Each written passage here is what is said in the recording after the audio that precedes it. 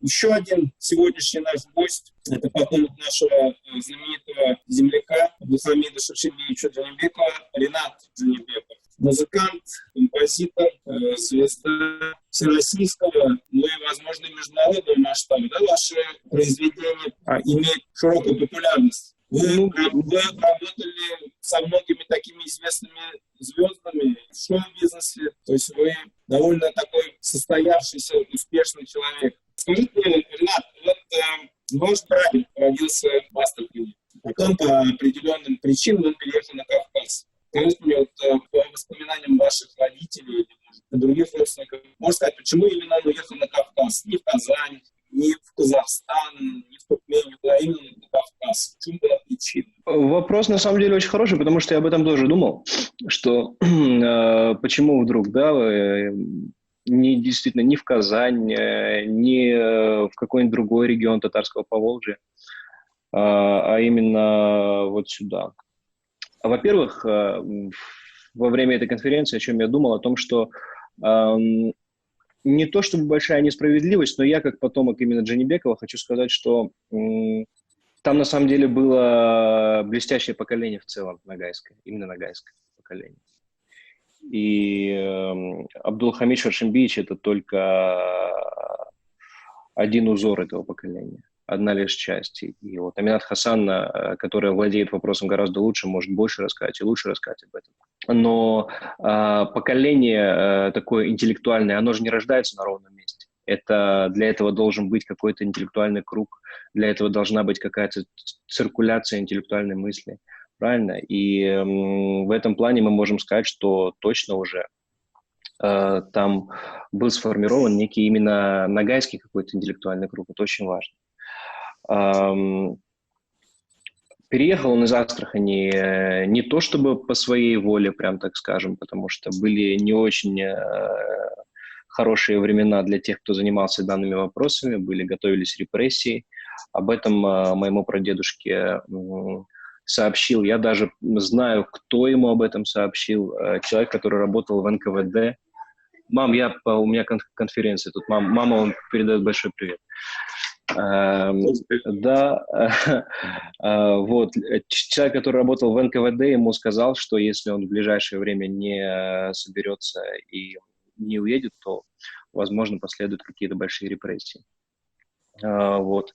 И, конечно же, он поехал в сторону именно Ачикулака именно по той причине, что всю жизнь уже к этому моменту занимался ногайским вопросом, собирательством ногайских источников, ногайского фольклора. И это ему было интересно элементарно с точки зрения фольклориста и собирателя. Это была его профессия.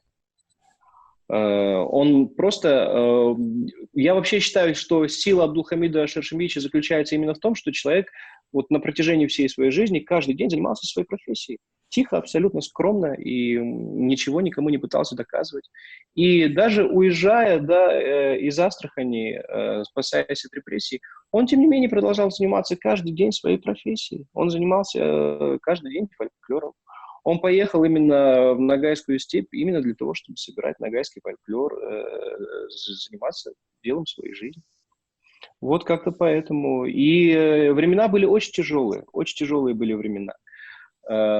И по воспоминаниям там мой дед со стороны мамы, он был его учеником как раз в Ачикулаке. Времена были очень тяжелые. И вот он вспоминал, что, тем не менее, собирая всех своих учеников у себя дома, они всегда находили, и где-то там жена его супруга, никогда не отпускала никого из учеников, не напоив ногайским чаем. Вот. Тут тоже очень важно. Поэтому все просто. И Абдулхамид Шершембиевич, он же проехал и пожил во всех местах обитания ногайцев и занимался фольклором. И тут как раз-таки все довольно логично и очевидно, почему он поехал именно туда, а не в Казань. Все. Вот вы занимаетесь современной музыкой, работаете в определенных стилях, да? Я не музыкант, не искусствовед, поэтому я далек от этого, но все равно, когда вы приезжали к нам в Астрахань, в частности, участвовали на Джанибековских чтениях, я был свидетелем как вы исполняли нагайские эпосы, нагайские народные вот песни, да? Вот этот дух нагайца, он как вообще в вашем творчестве, он помогает?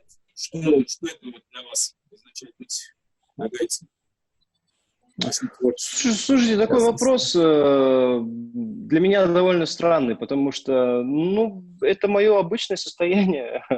Вот, я родился нагайцем, я продолжаю им быть, и, то есть, это абсолютно нормально.